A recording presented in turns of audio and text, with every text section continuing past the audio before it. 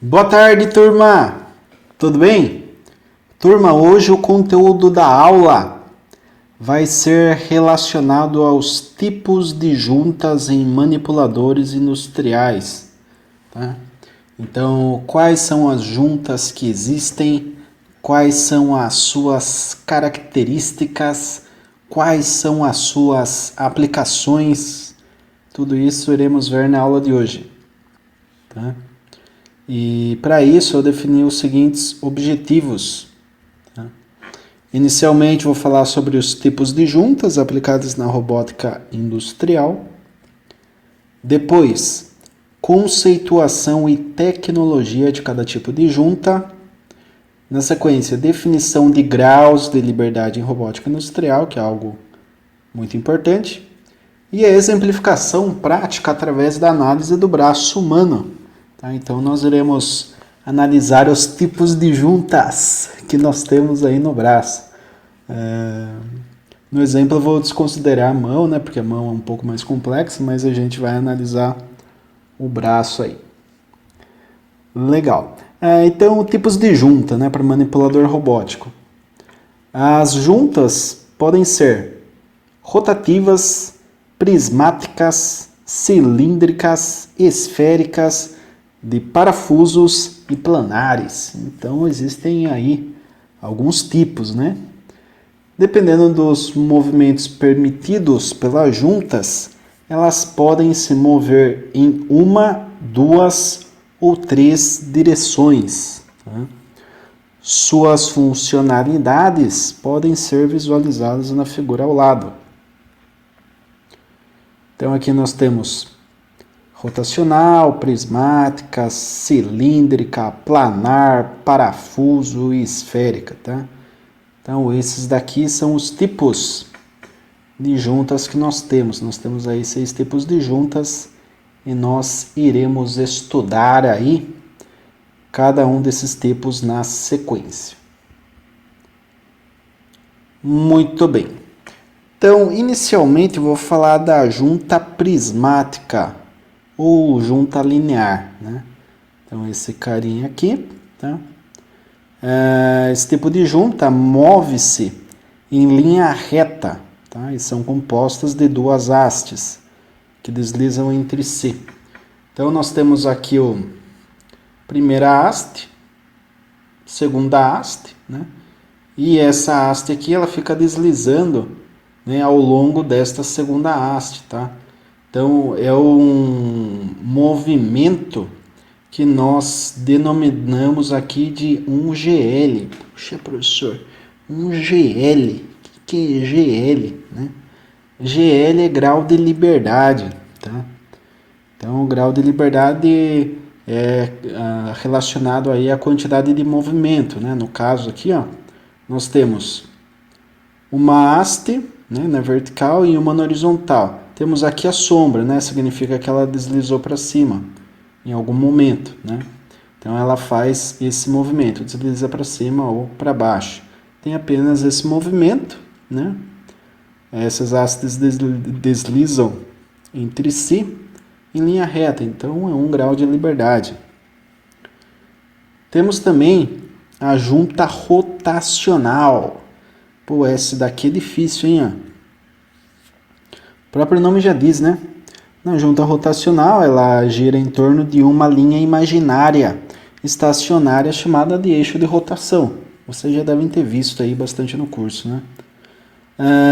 Ela gira como uma cadeira giratória e abrem e fecham como uma dobradiça.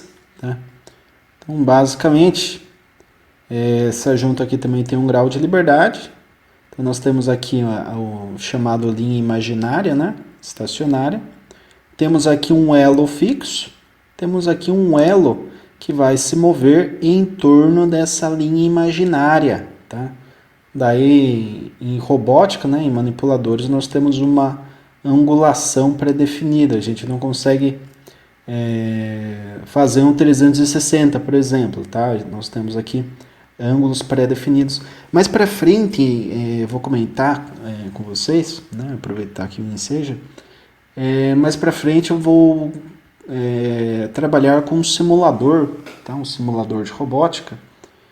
Vou ver depois como que eu passo para vocês, se eu passo o link, se eu subo em Drive. Eu vou ver a melhor forma, mas daí a gente vai observar toda essa questão aqui do movimento das juntas, né? Então vai ser aí algo bem didático que vocês, acredito eu, vão gostar aí de observar, né? Mesmo que via software, né? Se a gente ainda voltar esse ano para a escola, é possível fazer ali uma simulação no laboratório de robótica, ou comigo, ou com o professor Valmir, né? Que fez o treinamento da Cuca em São Paulo. Então, a gente pode fazer aí algum tipo de demonstração prática, caso voltemos para as aulas presenciais, né? Mas enfim, junta rotacional e junta linear não tem muito segredo, né? Linear fica deslizando uma barra de forma linear, né, em linha reta, e a rotacional fica rotacionando em torno aí de um eixo imaginário, né? 1 grau de liberdade para cada uma delas. Continuando, nós temos aqui a junta cilíndrica. Daí fica mais interessante aqui, né? A junta cilíndrica é composta por duas juntas. Aí você já começa a imaginar, puxa, nós estudamos linear e rotacional. Então, composta por duas juntas, deve ser essas duas, né? De fato, né? Uma rotacional e uma prismática. Então, nós temos aqui, na vertical, um movimento linear, e nós temos um movimento que pode ser rotacional. Então, aqui ó, tem a sombra, tá vendo? Aqui é a primeira barra, aqui é a segunda barra, né? Então, eu giro agora em torno dessa barra e eu consigo girar e subir, né? Então, eu fiz aqui o movimento de giro, né? Girei aqui, por exemplo, aí uns 100 graus, né? Desse ponto para esse. E depois eu subi de forma linear. Fiz o giro e subi, então eu estou aqui em cima. Essa é a sombra do que seria o novo movimento, né? Então, para a junta cilíndrica, nós temos 2 graus de liberdade. Temos também a junta esférica, tá? Ela funciona, né, com a combinação de 3 juntas de rotação e permite rotação em torno de 3 eixos distintos. Daí ficou fácil, né? 3 juntas de rotação, 3 juntas rotacionais, cada junta rotacional 1 grau de liberdade, 3 vezes 1, 3 graus de liberdade, tá? Então, pense assim, nós temos 3 eixos, né? O X, Y e Z. Essa junta, ela consegue fazer movimento rotativo, então ela trabalha com 3 ângulos, tá? A gente pode chamar aí de alfa, beta e teta, por exemplo. Então ela vai trabalhar com 3 ângulos, o que dá para essa junta aqui 3 graus de liberdade. Desculpa aí, turma. Então 3 graus de liberdade. Se eu tenho 3 graus de liberdade, eu consigo movimentar muito mais do que a cilíndrica, que é 2, e mais ainda do que a linear e a rotacional.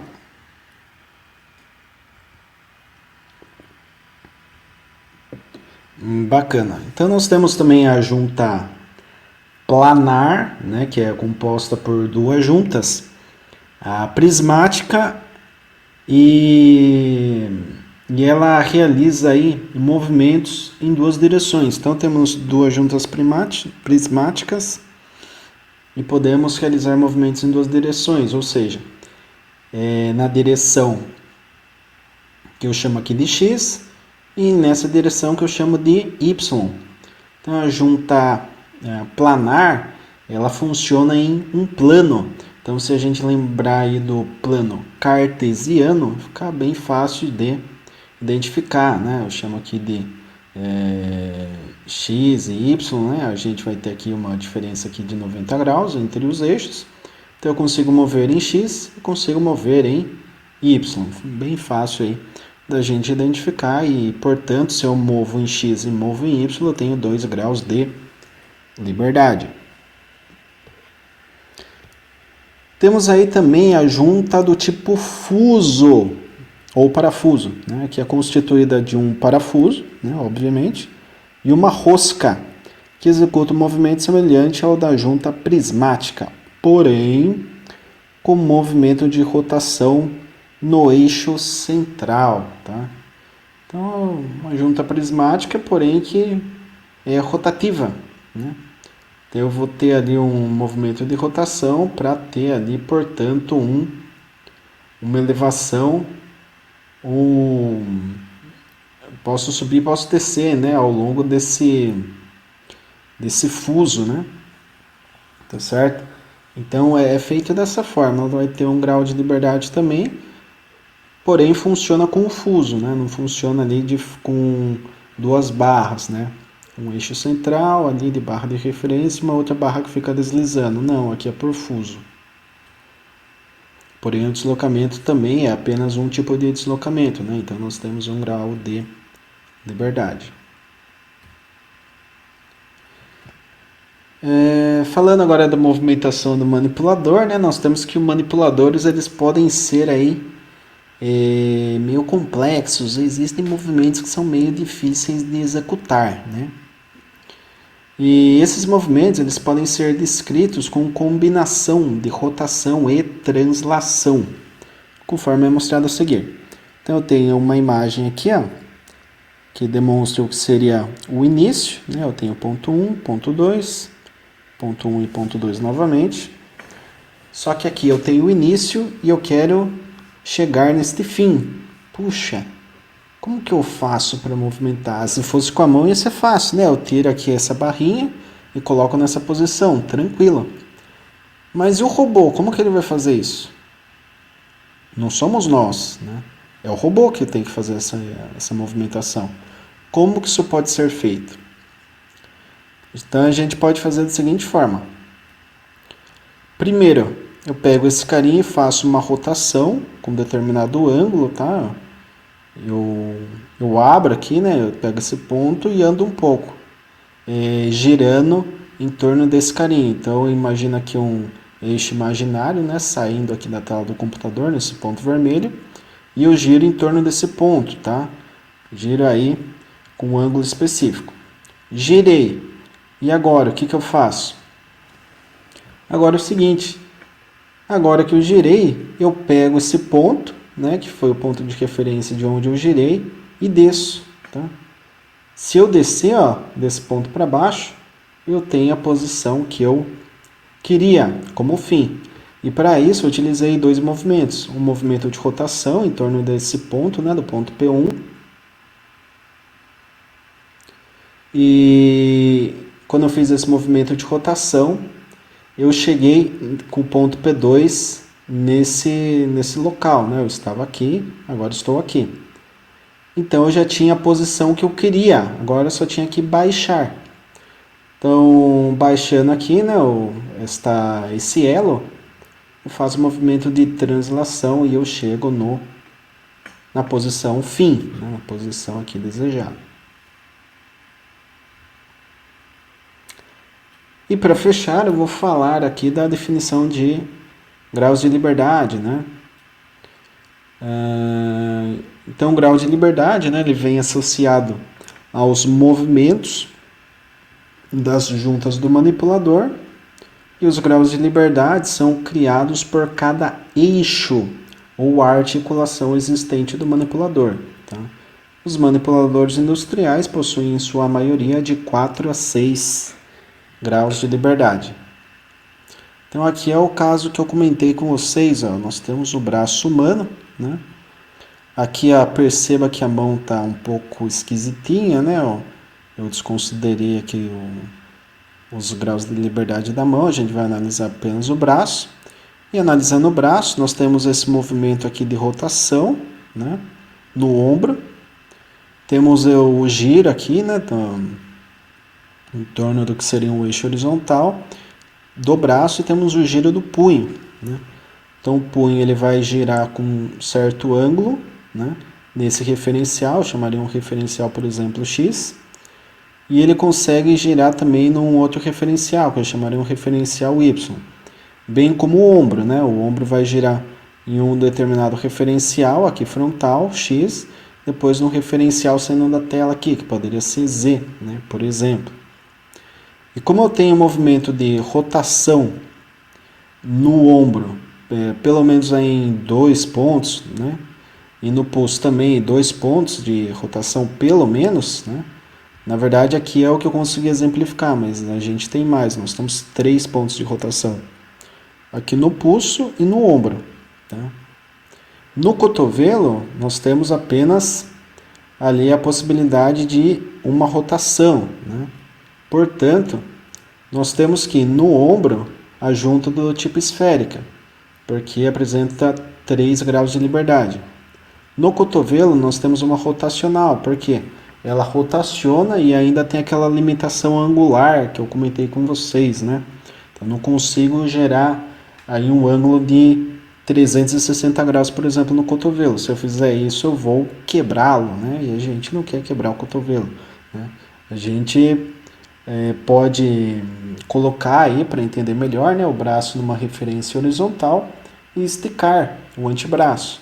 E daí vocês vão ver aí que a gente teria um movimento aí, na minha visão, né?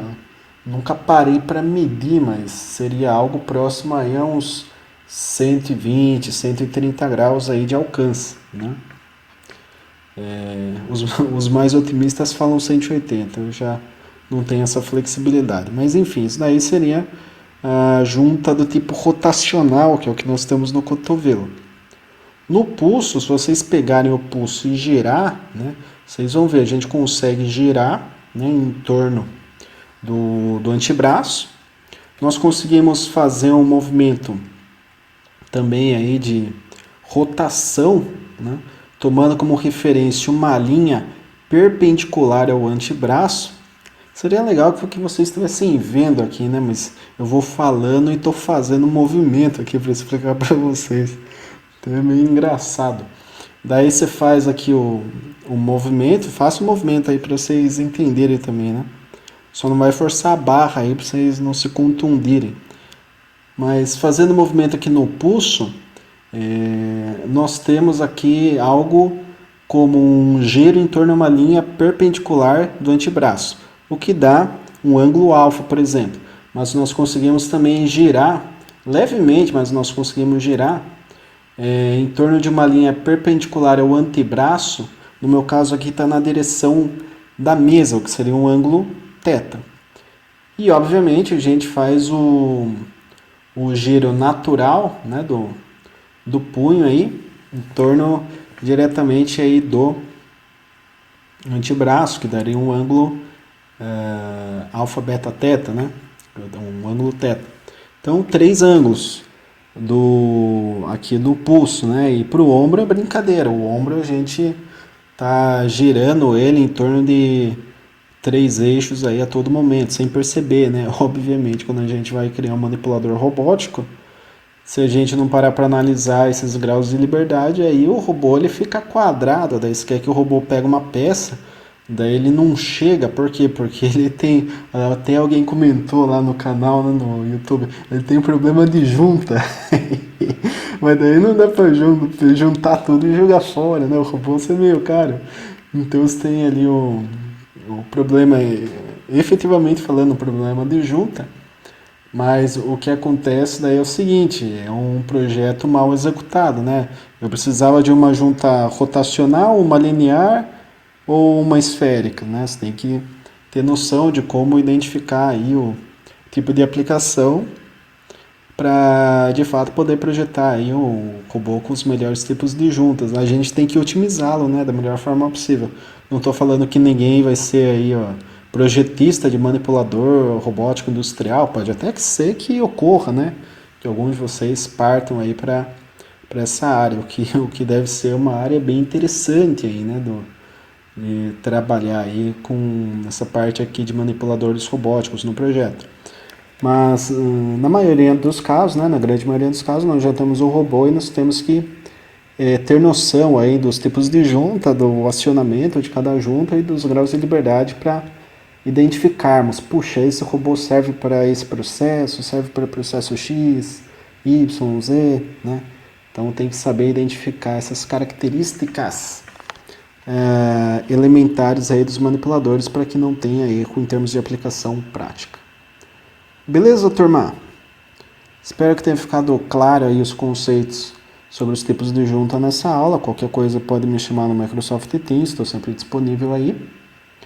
E eu agradeço a todos aí pela atenção, né, em mais uma aula.